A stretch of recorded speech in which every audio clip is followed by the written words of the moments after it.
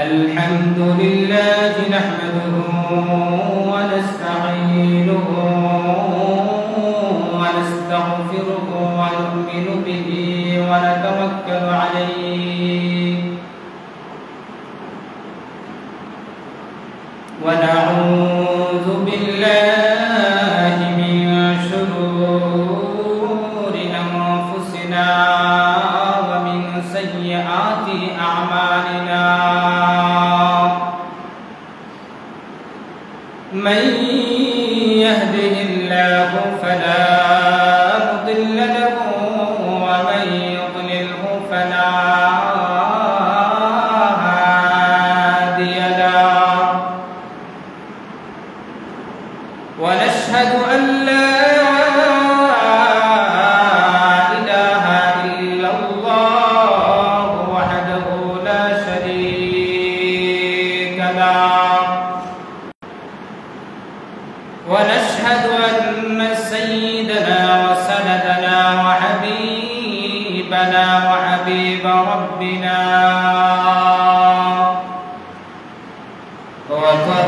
وطبيبنا وطبيب قلوبنا ومولانا محمدا عبده ورسوله الذي أرسله بالحق بشيرا ونذيرا وداعيا إلى الله بإذنه وسراجا منيرا أما بعد فأعوذ بالله من الشيطان الرجيم بسم الله الرحمن الرحيم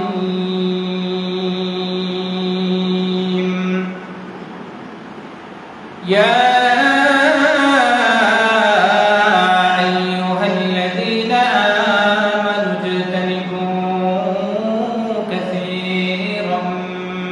الظن إن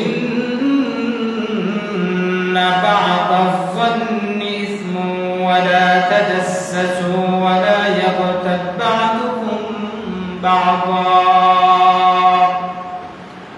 أيحب أحدكم أن يأكل لحم أخيه ميتا فكرهتموه واتقوا الله إن الله تواب رحيم وقال سيدنا رسول الله صلى الله عليه وسلم إياكم والظن فإن الظن أكذب الحديث ولا تجسسوا ولا تحسسوا ولا تباغضوا وكونوا عباد الله إخوانا أو كما قال النبي عليه الصلاة والسلام صدق الله مولانا العظيم وصدق رسوله النبي الكريم ونحن على ذلك من الشاهدين والشاكرين والذاكرين والحمد لله رب العالمين اللهم صل على محمد وعلى آل محمد كما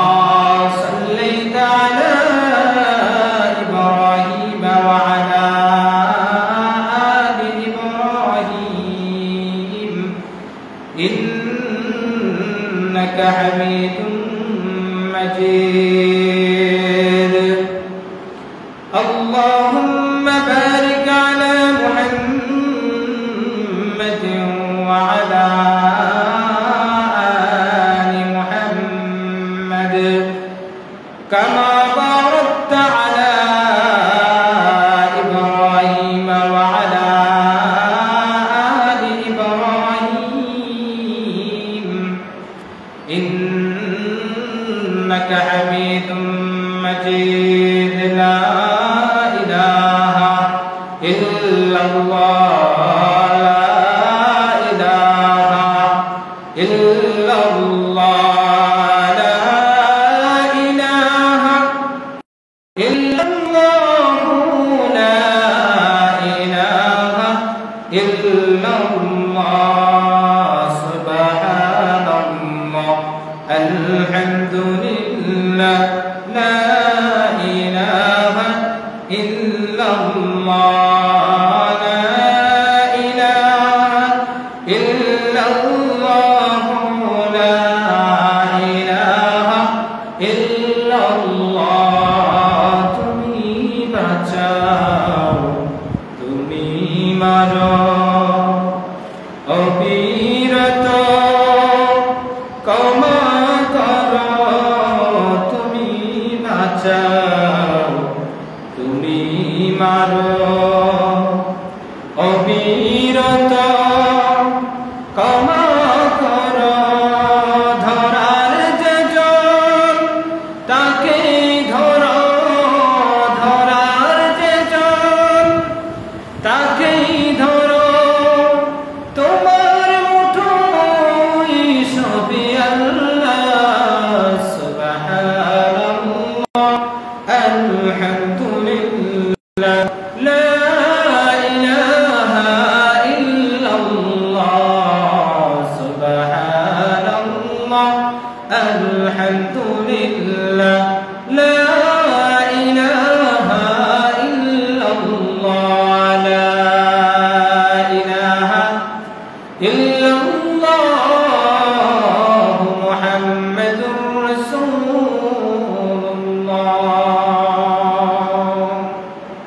সাল্লাল্লাহু আলাইহি ওয়াসাল্লাম। মহান রব্বুল আলামিনের আলিশান দরবারে অসংখ্য শুকরিয়া যে রব্বুল আলামিন আপনাকে আমাকে দুনিয়ার সমস্ত ঝামেলা থেকে ফারিগ করে আল্লাহ রব্বুল আলামিনের দেওয়া তৌফিক করে মহান রবের মহান হুকুম জুমার নামাজ আদায় করার নিয়তে মসজিদ পর্যন্ত আসার বসার দিনে আলোচনা করার সময় আল্লাহ তাআলা আমাদেরকে তৌফিক দান করেছেন। এজন্য সেই মহান মালিকের দরবারে দিল থেকে মুহাব্বতে কালিমাতুশ শুকর পাঠ করি, সকলে পড়ি আলহামদুলিল্লাহ।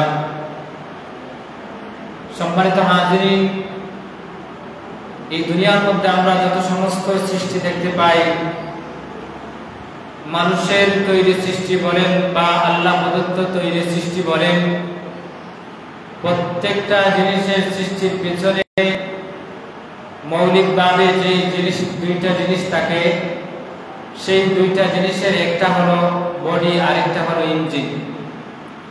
স্বাভাবিকত আমরা দুনিয়ার মধ্যে আমরা দেখতে পাই আমাদের দেশের মধ্যে বহু ডিজাইনের বহু রকমের গাড়ি আছে। এই গাড়িরও দুইটা জিনিস আছে, একটা হচ্ছে বডি আর একটা হচ্ছে ইঞ্জিন। বডি কখনো দেশের মধ্যে বানানো হয়, আবার ইঞ্জিনটা কখনো কখনো দেখা যায় ভিন্ন দেশ থেকে আমদানি করা হয়। যেমন ম্যাক্সিমাম গাড়ির বডি বানানো হয় বাংলাদেশের মধ্যে আর ইঞ্জিন আনা হয় জাপান থেকে। ঠিক তদ্রূপভাবে মানুষও দুইটা সমন্বয়ে সৃষ্টি। মানুষের সৃষ্টির মধ্যে দুইটা জিনিস রয়েছে, একটা হলো মানুষের বডি আর একটা হচ্ছে মানুষের ইঞ্জিন। ইঞ্জিন মানে হচ্ছে মানুষের রূহ বা আত্মা। যেই রকম ভাবে অন্যান্য সৃষ্টির মধ্যে ইঞ্জিনের সাথে বডি লাজিম, আবার বডির সাথে ইঞ্জিন লাজিম, ঠিক তদ্রূপভাবে মানুষটি সে পরিপূর্ণভাবে যদি মানুষ রূপে গ্রহণযোগ্যতা লাভ করতে চায়, সমাজের মধ্যে যদি তাকে মানুষ ধরা যায়, তাহলে তার মধ্যে দুইটা জিনিস থাকতে হবে, একটা হলো ইঞ্জিন, একটা হলো বডি। যদি মানুষের শুধু বডি থাকে কিন্তু ইঞ্জিন থাকে না, অর্থাৎ রূহ থাকে না, তাহলে মানুষ এই রূহটাকে লাশায়িততা, লাশ বলে আখ্যায়িত করে, তখন আর মানুষ বলে না।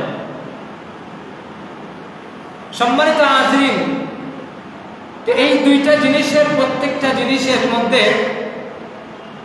আলাদা আলাদা কিছু খোরাক আছে, খানি খোরাক আছে। বডি যেরকম খানি খোরাক আছে, আত্মারও খানি খোরাক আছে।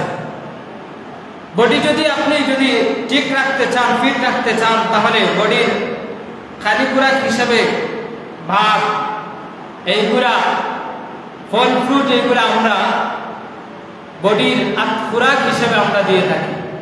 এইগুলো আমরা ভক্ষণ করি, উদ্দেশ্য থাকে যাতে আমাদের বডি ভালো থাকে। ঠিক তদ্রূপভাবে ইঞ্জিনেরও কিছু খানি খোরাক আছে। যেই রকম গাড়ির ইঞ্জিনের মধ্যে যদি তেল না দেওয়া হয়, মোবিল যদি ঠিক মতো না দেওয়া হয়, তখন দেখবেন যে ইঞ্জিনটা আস্তে আস্তে নষ্ট হয়ে যায়। আমাদেরও আত্মার কিছু খোরাক আছে। আত্মার খোরাক যদি না দেওয়া হয়, তাহলে এই আত্মাটা কি হয়ে যায়? নষ্ট হয়ে যায়। এই আত্মার খোরাক সমূহের মধ্য থেকে যেইগুলা, যেমন হচ্ছে নামাজ পড়া, এটা হচ্ছে আত্মার খোরাক। রমজানুল মুবারক আসর রোজা রাখা, এটা হচ্ছে আত্মার খোরাক। যাদের হজে যাওয়ার তৌফিক হয়েছে, হজ করা, এটা হচ্ছে আত্মার খোরাক। এক কথা, আল্লাহ তাআলার আদেশ মানা এবং আল্লাহ তাআলার নাফরমানি থেকে বিরত থাকা, এটাই হচ্ছে আত্মার খোরাক। সম্মানিত হাজির, উল্টো দিকে যেরকম অন্যান্য জিনিসের আত্মা নষ্টের, ইঞ্জিন নষ্টের কিছু কারণ থাকে, ঠিক তদ্রূপভাবে আপনার আমার যে আত্মা আছে, এই আত্মা বিনষ্ট হওয়ার পিছনে কিছু আমাদের বদ অভ্যাস আছে। যেই বদ অভ্যাসগুলো আমাদের ভিতরে চলে আসলে আমাদের আত্মা আস্তে আস্তে নষ্ট হয়ে যায়। আমরা আজকে ধারাবাহিকভাবে কিছু আমাদের আত্মার যেই বদ অভ্যাসগুলোর কারণে আমাদের আত্মাকে নষ্ট করে দেয়, এই সমস্ত কিছু বদ অভ্যাসের কথা তুলে ধরব। আমি কোরআনে কারীমের সূরা হুজুরাত থেকে যে আয়াতে কারীমা আপনাদের সামনে তিলাওয়াত করেছি, এই আয়াতে কারীমার মধ্যে আত্মা নষ্ট করাকারী এমন তিনটা ভয়ানক ব্যাধির কথা আল্লাহ তাআলা এই আয়াতের মধ্যে উল্লেখ করেছে। এই তিনটা ব্যাধির কোনো একটা আসলে আমাদের আত্মা নষ্ট হয়ে যায়। এইগুলোর ভিতরে সীমা না, এইগুলোর বাহিরেও আরো অনেক খারাপ অভ্যাস আছে, যেগুলো আপনার আমার মধ্যে চলে আসলে আমাদের রূহটাকে নষ্ট করে দেয়, আত্মাটাকে বিনষ্ট করে দেয়। আল্লাহ তাআলা কুরআনে হাকীমের মধ্যে আমার তিলাওয়াতকৃত আয়াতের মধ্যে বলেন, ইয়া আইয়ুহাল্লাযীনা আমানু ইজতানিবু কাসীরাম মিনাজ-যন্ন ইন্না বা'দায-যন্নি ইসমুন ওয়া লা তাজাসসাসু ওয়া লা ইয়াগতাব বা'দুকুম বা'দা।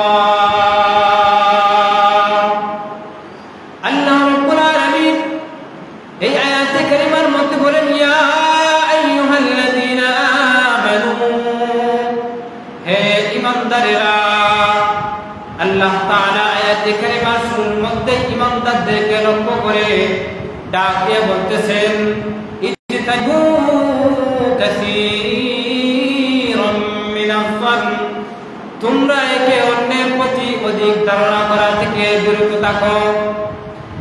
এই আয়াতে কারিমার মধ্যে আল্লাহ তাআলা সর্বপ্রথম আত্মা বিনষ্টকারী যেই ব্যাধিটার কথা আল্লাহ তাআলা তুলে ধরেছেন, প্রথম নম্বরে আল্লাহ তাআলা বলেন, ইজতানিবু কাসীরাম মিনাজ-যন্ন, তোমরা একে অপরের প্রতি অধিক ধারণা করা থেকে বেঁচে থাকো, অধিক ধারণা থেকে বেঁচে থাকো। একজন ইমানদার তার দিলের ভিতরে আরেকজন মানুষের প্রতি যেন অধিক ধারণা, তার দিলের ভিতরে খারাপ ধারণা যেন না আসে। এই ধারণাটা বিভিন্ন রকমের হয়ে থাকে। উলামায়ে কেরামদের মধ্যে আল্লামা জামাখশরী রাহমাতুল্লাহি আলাইহি ধারণাকে তিন ভাগে তিনি ভাগ করেছেন। প্রথম নম্বরের ধারণা হলো যেটা হচ্ছে সুধারণা, দ্বিতীয় নম্বরের ধারণা হলো যেটা হলো কুধারণা, আর আরেক প্রকারের ধারণা যেটা হলো বৈধ ধারণা। সুধারণা মানে কি? সুধারণা হলো একজন আরেকজনের প্রতি ভালো ধারণা দিলের ভিতরে পোষণ করা, এই ধারণা একজন আরেকজনের প্রতি পোষণ করা এটা হচ্ছে ওয়াজিব, আমাদের জন্য ওয়াজিব, এটা আমাদেরকে করতেই হবে। এই সুধারণার মধ্যে প্রথম নম্বর সুধারণা আপনি আমি করব আল্লাহ তাআলার প্রতি। আল্লাহ তাআলা আমাদের খালিক, আমরা হলাম আল্লাহ তাআলার মাখলুক। আল্লাহ তাআলার দয়া নিয়ে আমরা এই দুনিয়ার মধ্যে বেঁচে আছি। এজন্য আল্লাহ তাআলার মাখলুক হিসাবে আমাদের জন্য আল্লাহ তাআলার প্রতি সুধারণা দিলের ভিতরে পোষণ করা এটা হচ্ছে আমাদের জন্য ওয়াজিব। কখনো খারাপ ধারণা আল্লাহর প্রতি করা যাবে না। আমাদের মধ্যে তো এরকম দেখা যায়, অনেক মানুষ দেখা যায় আর্থিক অবস্থা খুবই দুর্বল, পাশে করে একজনের অবস্থা আর্থিক অবস্থা তার খুব সবল, দোষারোপ করতে করতে এক সময় আল্লাহ তাআলা পর্যন্ত দোষারোপ করে। আল্লাহ তাআলা কি শুধু তাকেই চোখে দেখে, আমাকে আগে আল্লাহ তাআলা চোখে দেখেন না, তাকে শুধু ধন সম্পদ দিন দিন দিতেছে নয়, আর আমার অবস্থা একদম বেহাল দশা, আমার খাওয়ার মতো পড়ার মতো কোনো সামর্থ্য নাই, আল্লাহ তাআলা কি আমাকে চোখে দেখে না? এইরকম কিন্তু গরিবী হালাতের সম্মুখীন হয়ে আমাদের মধ্যে কিছু আমরা মুসলমান আছি যারা আল্লাহ তাআলার প্রতি খারাপ ধারণা পোষণ করি। এজন্য আল্লাহ তাআলার প্রতি কখনো খারাপ ধারণা করা যাবে না। আল্লাহ তাআলার প্রতি সর্বপ্রথম একজন ইমানদার মুসলমানদের দিলের ভিতরে আল্লাহর প্রতি সুধারণা এটা পোষণ করা হচ্ছে মানুষের জন্য ওয়াজিব। এজন্য হযরত জাবের রাদিয়াল্লাহু তাআলা তিনি বলেন, আল্লাহর হাবিব সাল্লাল্লাহু আলাইহি ওয়াসাল্লাম ইন্তেকালের 3 দিন আগে তিনি ইরশাদ করেছেন, হে আমার সাহাবায়ে কেরাম, তোমরা আল্লাহর প্রতি সুধারণা পোষণ না করা পর্যন্ত এই দুনিয়া থেকে বিদায় নিও না। তাহলে প্রথম নম্বর সুধারণা পোষণ করা কার প্রতি ওয়াজিব? আল্লাহর প্রতি। আল্লাহর প্রতি সুধারণা আমাদের দিনের ভিতরে থাকবে। দ্বিতীয় নম্বরের সুধারণা একজন মানুষ আরেকজন মানুষের প্রতি থাকবে। একজন মানুষের প্রতি দিনের ভিতরে সবসময় সুধারণা আমরা পোষণ করব। আল্লাহর হাবিব সাল্লাল্লাহু আলাইহি ওয়াসাল্লাম বলেন, একজন আরেকজনের প্রতি তোমরা সব সময় সুধারণা করে। আল্লাহ বলেন, ইয়াকুম ওয়াজ্জান, খবরদার তোমরা একজন আরেকজনের প্রতি, মানুষ মানুষের প্রতি খারাপ ধারণা করা থেকে তোমরা বেঁচে থাকো, বিরত থাকো। ফাইন্না যুন্না আকযাবুল হাদীস, কারণ মানুষের প্রতি কুধারণা পোষণ করা এটা হচ্ছে বড় ধরনের একটা মিথ্যা, মিথ্যার একটা গুনাহ। মিথ্যা যেরকম বড় গুনাহ, ঠিক তদ্রূপভাবে একজন আরেকজনের প্রতি খারাপ ধারণা পোষণ করা এটা হচ্ছে মিথ্যা একটা বড় গুনাহ। সম্মানিত আছেন, এই হচ্ছে প্রথম নম্বর সুধারণা একজন আরেকজনের প্রতি পোষণ করা। দ্বিতীয় ভাগে আল্লামা জুরফি রাহমাতুল্লাহি আলাইহি তিনি বলেন যে যেটা হচ্ছে হারাম ধারণা, কুধারণা, যেটা হচ্ছে একজন আরেকজনের প্রতি পোষণ করা, এটা হচ্ছে হারাম। আজকে সমাজের মধ্যে কি সাথে চলাফেরা করতেছে, সামান্য জিনিস কারো নামে রটে গেছে, এখন আমি তার বাস্তবতা বিচার না করে আমি মানুষের শোনা কথায় তার প্রতি খারাপ খারাপ ধারণা, কুধারণা দিনের ভিতরে আনলাম। না না না, এই যে খারাপ ধারণা এটা হচ্ছে হারাম, আমাদের জন্য হারাম। একজন মানুষ আর একজনের মানুষের প্রতি কখনো খারাপ ধারণা পোষণ করা যাবে না, এটা হচ্ছে আমাদের জন্য হারাম। তৃতীয় প্রকারের আরেকটা ধারণা যেটা হচ্ছে বৈধ ধারণা, যেমন হচ্ছে সমাজের মধ্যে যে সে শিক্ষিত, সে চোর বলে শিক্ষিত, সবাই জানে এই লোকটা চোর। এখন চোর হিসেবে স্বাভাবিকত আপনার আমার মাথার মধ্যে দিলের ভিতরে তার উপরে একটা কুধারণা আসবে, এই কুধারণা আপনার জন্য বৈধ। এইরকম ভাবে সমাজের মধ্যে সর্বশিক্ষিত ঘুষখোর, সমাজের মধ্যে সর্বশিক্ষিত সুদখোর, এইগুলা সবাই জানে। এর প্রতি তো খারাপ ধারণা অটোমেটিকলি মানুষ হিসাবে, সমাজজাত হিসাবে আপনার আমার দিনের ভিতরে আসবে, এটা আসতে পারে।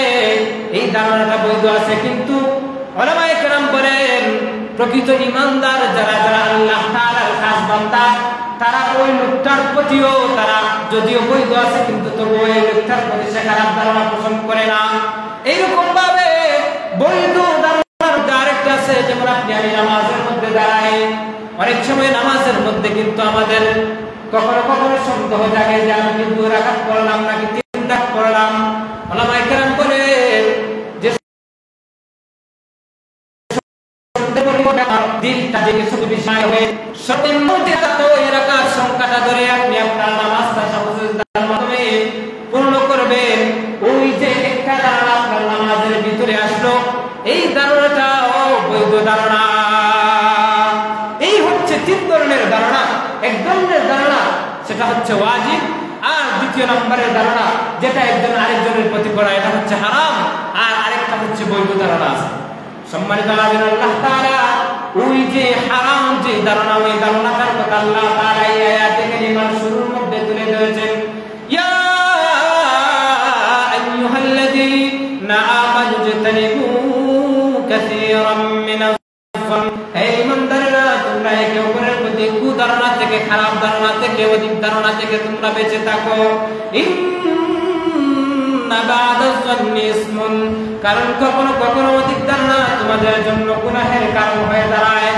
আল্লাহর হাবিব সাল্লাল্লাহু আলাইহি ওয়াসাল্লামের জামানায় এমন ঘটনা ঘটেছে, দেখা গেছে মানুষের সাহাবায়ে কেরামদের মধ্যে কিছু কিছু সাহাবায়ে কেরামদের দিলের ভিতরেও কুধারণা পয়দা হয়ে গেছে। এইরকম একটা ঘটনা কোরআনে হাকিমের মধ্যে আল্লাহ তাআলা উল্লেখ করেছেন, যে এটাকে ইফকের ঘটনা বলে উল্লেখ করা হয়। তখন চলতেছে 6ষ্ঠ হিজরি। আল্লাহ রাসূল সাল্লাল্লাহু আলাইহি ওয়াসাল্লাম গাজওয়ায়ে বনুল মুস্তালিকের জন্য প্রস্তুতি নিতেছেন। আল্লাহর হাবিবের একটা নিয়ম ছিল, যখন তিনি কোনো যুদ্ধের জন্য রওনা দিতেন, তখন তিনি তার বিবিদের মধ্য থেকে কোনো একজনকে তিনি যুদ্ধের জন্য সাথে দিতেন, তার সেবা শুশ্রূষার জন্য, সহযোগিতার জন্য। এই অনুযায়ী আল্লাহর হাবিব সাল্লাল্লাহু আলাইহি ওয়াসাল্লাম কাকে নেবেন, এই নির্ধারণের জন্য শুরুতে আল্লাহর হাবিব তার বিবিদের মধ্যে তিনি লটারি টানতেন। লটারির মাধ্যমে যার নামটা উঠতো তাকে তিনি সাথে নিতেন। ওই বনুল মুস্তালিক যুদ্ধের সময় লটারি টানার মাধ্যমে দেখা গেল আম্মা জান আয়েশা সিদ্দিকা রাদিয়াল্লাহু তাআলা আনহার নাম উঠে গেল। আল্লাহর হাবিব আয়েশা রাদিয়াল্লাহু তাআলা আনহাকে সাথে নিয়ে, সাহাবায়ে কেরামদেরকে সাথে নিয়ে যুদ্ধের ময়দানে রওনা করে দিলেন। ওই সময়টাতে মুসলমানদের নারীদের উপর পর্দার যে বিধান নাযিল হয়ে গিয়েছিল, আম্মা জান আয়েশাকে পর্দা মেনটেনের মাধ্যমে আল্লাহর হাবিব যুদ্ধের ময়দানে নিয়ে যান। যুদ্ধ শেষ হয়ে গেল, প্রত্যাবর্তন করতেছেন। প্রত্যাবর্তনের সময় একটি জায়গার মধ্যে এসে আল্লাহর হাবিব সাহাবায়ে কেরামদেরকে সাথে নিয়ে তিনি রাত্রি যাপন করলেন। রাত্রির একদম শেষ প্রহরে সাহাবায়ে কেরামদের মধ্যে ঘোষণা দিয়ে দেওয়া হলো যে ভোর হওয়ার আগেই আমাদের কাফেলা এখান থেকে রওনা দিয়ে দিব। সবাই যার জন্য আছে, সবাই তোমরা প্রস্তুতি গ্রহণ করো, জরুরত তোমরা সেরে নাও। আম্মা জান আয়েশা সিদ্দিকা রাদিয়াল্লাহু তাআলা আনহার জন্য একটা হাওদা রেডি করা হয়েছিল, যে হাওদার মধ্যে ঘুমটা দেওয়া ছিল। আম্মা জান আয়েশা সিদ্দিকা রাদিয়াল্লাহু তাআলা আনহা জিনারও জরুরতের প্রয়োজন পড়ে, তিনি জরুরত ছাড়ার জন্য হাওদা থেকে বের হয়ে সুদূর একটা জঙ্গলের মধ্যে গেলেন, একটা ঝুপড়ির মধ্যে গেলেন। হাজত ছেড়ে তিনি প্রত্যাবর্তন যখন করেন, আসার পরে দেখেন তার গলার মধ্যে একটা স্বর্ণের হার ছিল। ওই স্বর্ণের হারটা তার গলা থেকে ছিঁড়ে কোথায় যেন পড়ে গেছে। তিনি তার ওই স্বর্ণের হারটাকে খোঁজার জন্য হযরত আয়েশা সিদ্দিকা রাদিয়াল্লাহু তাআলা আনহা যেই জায়গার মধ্যে গিয়ে তিনি তার হাজত ছেড়েছিলেন, ওই জায়গার মধ্যে গেলেন। ওই জায়গার মধ্যে যাওয়ার পরে তার ওই যে হারানো হারটা, ওই হারানো হারটা খুঁজে পেলেন। খুঁজে পাওয়ার পরে যখন তিনি প্রত্যাবর্তন করলেন, কাফেলার যে জায়গার মধ্যে বিরতি গ্রহণ করেছিল, ওই জায়গার মধ্যে আসার পরে তিনি দেখতে পান সাহাবায়ে কেরাম ওই কাফেলাটা ওই জায়গার মধ্যে নাই, সবাই রওনা দিয়ে দিয়েছেন। আর ওই যে আয়েশা সিদ্দিকা রাদিয়াল্লাহু তাআলা আনহাকে বহনকারী দায়িত্বে থাকা যে সাহাবায়ে কেরাম ছিলেন, আয়েশার হাওদাকে বহনকারী দায়িত্বে থাকা, তারা মনে মনে ভাবছিলেন হয়তো আয়েশা এই হাওদার ভিতরে আছেন। কারণ আয়েশা সিদ্দিকা রাদিয়াল্লাহু তাআলা আনহা তার বয়স কম ছিল, শরীরটাও হালকা পাতলা ছিল, যার কারণে হাওদার ভিতরে থাকার কারণে কেউ বুঝতে পারতেছিলেন না যে আয়েশা কি এই হাওদার ভিতরে আছে নাকি নাই। সবাই ভাবলেন যে হয়তো তিনি এটার ভিতরে আছেন। এই অনুযায়ী ধারণা অনুযায়ী সবাই রওনা দিয়ে দিলেন। আয়েশা সিদ্দিকা রাদিয়াল্লাহু তাআলা আনহা তিনি ছিলেন বিচক্ষণ নারী। তিনি মনে মনে ভাবলেন, আমি যদি কাফেলার পিছনে পিছনে যদি যাই, আর যদি কাফেলা কোন জায়গার মধ্যে যাওয়ার পরে যদি জানতে পারে হামদার ভিতরে আমি নাই, তখন তারা কিন্তু আবার ওই জায়গার মধ্যে ফিরে আসবে যেই জায়গার মধ্যে আমাকে হারিয়েছিল। ওই জায়গার মধ্যে ফিরে আসার পরে যদি ওই জায়গাতে আমাকে না পায়, তাহলে তো আমাকে হারিয়ে ফেলবেন। এজন্য তিনি এদিক সেদিক কোথাও না গিয়ে ওই জায়গার মধ্যে তিনি ঘুমটা দিয়ে বসে গেলেন। রাত্রির ওই শেষ আধারে তিনি ওই জায়গার মধ্যে ঘুমিয়ে পড়লেন। এইদিকে আল্লাহ রাসূল সাল্লাল্লাহু আলাইহি ওয়াসাল্লামের একটা নিয়ম ছিল, তিনি যুদ্ধ থেকে প্রত্যাবর্তনের সময় পিছনে একজন সাহাবীকে নিযুক্ত করতেন। তার দায়িত্ব ছিল যে তিনি পিছনে পিছনে আসবেন, কাফেলার যদি কোনো কিছু হারিয়ে যায়, মাটিতে যদি পড়ে যায়, তাহলে ওইগুলা তিনি কুড়ে কুড়ে সংগ্রহ করে করে তিনি নিয়ে আসবেন। ওই গাজওয়ে বনুল মুস্তালিক যুদ্ধের সময় যেই সাহাবীকে দায়িত্ব দেওয়া হয় ওই পিছনে থাকার জন্য, কুড়িয়ে আনার জন্য হারানো জিনিসপত্র, ওই সাহাবীর নাম হলো হযরত সাফওয়ান ইবনে মুআত্তাল রাদিয়াল্লাহু তাআলা আনহু। হযরত সাফওয়ান ইবনে মুআত্তাল রাদিয়াল্লাহু তাআলা আনহু এমন একজন সাহাবী ছিলেন যিনি পর্দার বিধান নাযিল হওয়ার আগে হযরত আয়েশা সিদ্দিকা রাদিয়াল্লাহু তাআলা আনহাকে বেশ কয়েকবার দেখেছিলেন। হযরত সাফওয়ান ইবনে মুআত্তাল রাদিয়াল্লাহু তাআলা আনহু পিছনে আসার পরে যখন ওই জায়গার মধ্যে আসলেন, আসার পরে হঠাৎ করে তাকায় দেখেন যে একদম রাত্রের শেষ ভাগে বুড়ো হয়ে গেছে। আয়েশা রাদিয়াল্লাহু তাআলা আনহার মতো চেহারার মতো দেখা যায়। তিনি জমিনের মধ্যে শুয়ে আছেন, ঘুমন্ত অবস্থায় আছেন। আয়েশার চেহারা দেখার পরে ওই যে পর্দার বিধান নাযিল হওয়ার আগে তিনি দেখেছিলেন, এজন্য তিনি চিনতে পেরেছিলেন যে উনি হযরত আয়েশা। আয়েশাকে দেখার পরে হযরত সাফওয়ান ইবনে মুআত্তাল রাদিয়াল্লাহু তাআলা জবান থেকে ইন্না লিল্লাহি ওয়া ইন্না ইলাইহি রাজিউন এই বাক্যটা জোরে জোরে উচ্চারিত হয়। উচ্চারিত হওয়ার সাথে সাথে হযরত আয়েশা রাদিয়াল্লাহু তাআলা আনহা তিনি চমকে উঠলেন, ঘুম থেকে জাগ্রত হয়ে তার যে পরনের ঘুমটাটা আছে ওই ঘুমটাটা তিনি টান দিয়ে দিলেন। হযরত সাফওয়ান রাদিয়াল্লাহু তাআলা আনহু তিনি তার ওই যে ঘোড়াটা ছিল ওই ঘোড়ার মধ্যে তিনি হযরত আয়েশাকে আরোহণ করালেন। তিনি লাগাম টেনে টেনে সাহাবায়ে কেরামদের সাথে মিলিত হলেন। এইদিকে সাহাবায়ে কেরামদের সাথে মিলিত হওয়ার পরে সাহাবায়ে কেরামদের মধ্যে কিন্তু মুনাফিক মার্কা কিছু মানুষ ছিল। এই মুনাফিকদের মধ্যে একজন লিডার ছিল যার নাম হলো আব্দুল্লাহ ইবনে উবাই। এই আব্দুল্লাহ ইবনে উবাই সমাজের মধ্যে রটায় দিল আয়েশা রাদিয়াল্লাহু তাআলা আনহা তিনি সাফওয়ানের সাথে খারাপ কাজে লিপ্ত হয়েছেন। এই কথা সমাজের মধ্যে রটায় দিল। তার কথা শোনার পরে কিছু কিছু সাহাবায়ে কেরাম তাদের দিলের ভিতরে উবাইয়ের কথা, আব্দুল্লাহ ইবনে উবাইয়ের কথা শোনার পরে তাদের দিলের ভিতরে খারাপ ধারণা চেপে বসলো। দিলের ভিতরে মনে মনে খারাপ ধারণা পোষণ করলেন। কিতাবের মধ্যে উল্লেখযোগ্য তিনজন সাহাবীর নাম উল্লেখ হয়। এর মধ্যে একজন হযরত সাবিত হযরত হাসান ইবনে সাবিত রাদিয়াল্লাহু তাআলা ছিলেন, আরেকজন পুরুষ সাহাবী ছিলেন, আর আরেকজন মহিলা সাহাবিয়া ছিলেন। এই তিনজন সাহাবী, বিশেষ করে এই তিনজন সাহাবীর নাম কিতাবের মধ্যে উল্লেখ হয় যে তারা সমাজের মধ্যে তারা উভয়ের সাথে একাত্মতা পোষণ করে তাদের দিলের ভিতরে কুমন্ত্রণা এনে সমাজের মধ্যে তারা বাড়াবাড়ি শুরু করলেন। যেই মুহূর্তে আজওয়াজে মুতাহহারাত যাদের পবিত্র হওয়ার কথা সার্টিফিকেট একমাত্র আল্লাহ তাআলা দান করেছিলেন, এই আজওয়াজে মুতাহহারাত নবীর বিবিগণের ব্যাপারে আল্লাহ তাআলা কোরআনে কারীমের মধ্যে পবিত্রতার সার্টিফিকেট আয়াত নাযিল করে জানিয়ে দিয়েছিলেন। জানিয়ে দেওয়ার পরেও এই সমস্ত সাহাবায়ে কেরাম, কিছু কিছু সাহাবায়ে কেরাম তাদের দিলের ভিতরে কোন ধারণা এনে বসে, যার কারণে আল্লাহর হাবিব সাল্লাল্লাহু আলাইহি ওয়াসাল্লাম মানসিকভাবে তিনি অন্তরের মধ্যে অনেকটাই ব্যথা অনুভব করেন, ব্যথিত হন। ব্যথায় ব্যথিত হয়ে আয়েশাকে তিনি তার বাবার বাসায় আবু বকরের বাসায় পাঠায় দিলেন। আয়েশা রাদিয়াল্লাহু তাআলা আনহা ওনার জীবন মরণের প্রশ্ন, তিনিও মানসিকভাবে অনেকটাই ভেঙে গেলেন। কারণ এইরকম অপবাদ যদি সমাজে একজন সতীসাধ্বী নারীর প্রতি যদি তোলা হয়, তাহলে ওই নারীর দিলের ভিতরে কতটুকু ব্যথা অনুভব হয় একমাত্র ওই নারী ছাড়া আর কেউ বোঝে না। হযরত আয়েশা সিদ্দিকা রাদিয়াল্লাহু তাআলা আনহা বাবার বাড়ির মধ্যে অপেক্ষার প্রহর গুনতেছিলেন।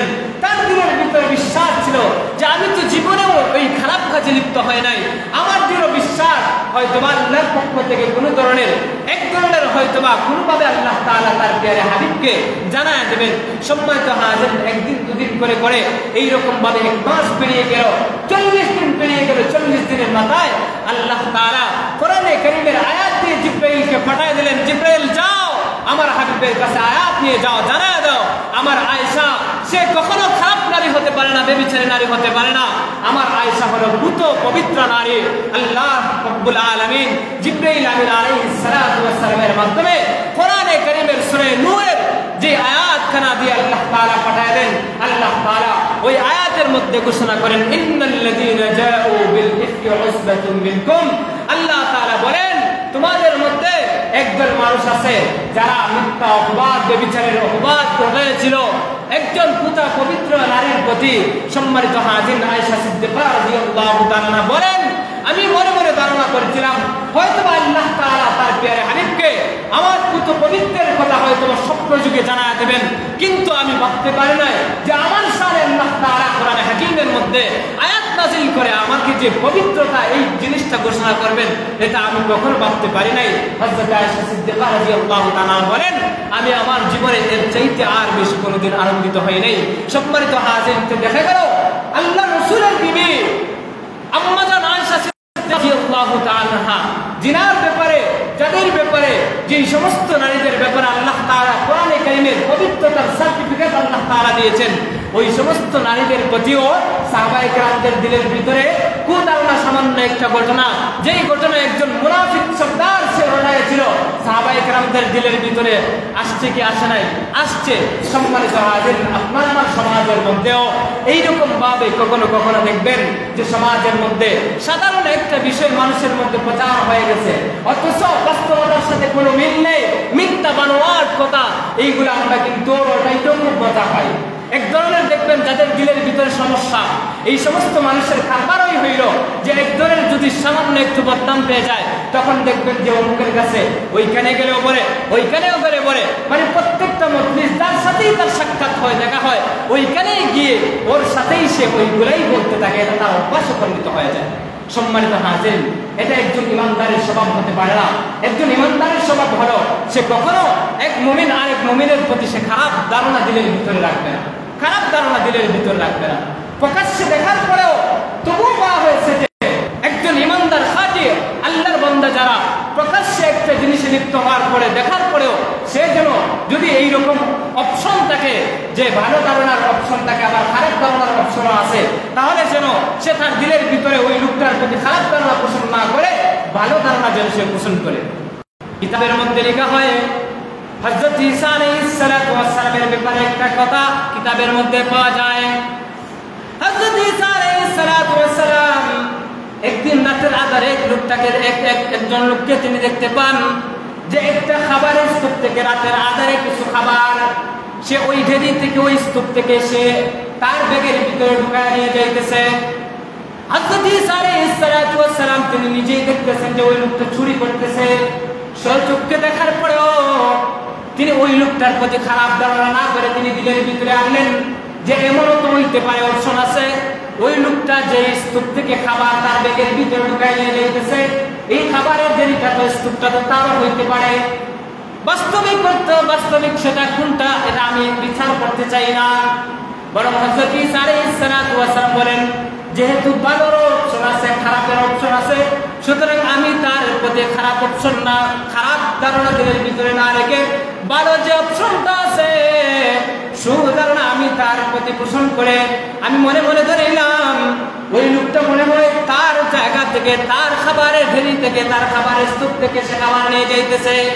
এর মাধ্যমে আপনার আমার জন্য শিক্ষা হলো আপনি আমি যদি এরকম কোনো সিচুয়েশনের পরিস্থিতির সম্মুখীন হই, দেখা গেছে আমার সামনে একটা জিনিস ঘটতেছে, ওই জিনিসটা ভালো ধারণার অপশন আছে, ওই জিনিসটার প্রতি খারাপ ধারণার অপশন আছে, তাহলে আমি আমার সচক্ষে দেখার পরেও ওই জিনিসটার প্রতি খারাপ ধারণা পোষণ না করে দিলের ভিতরে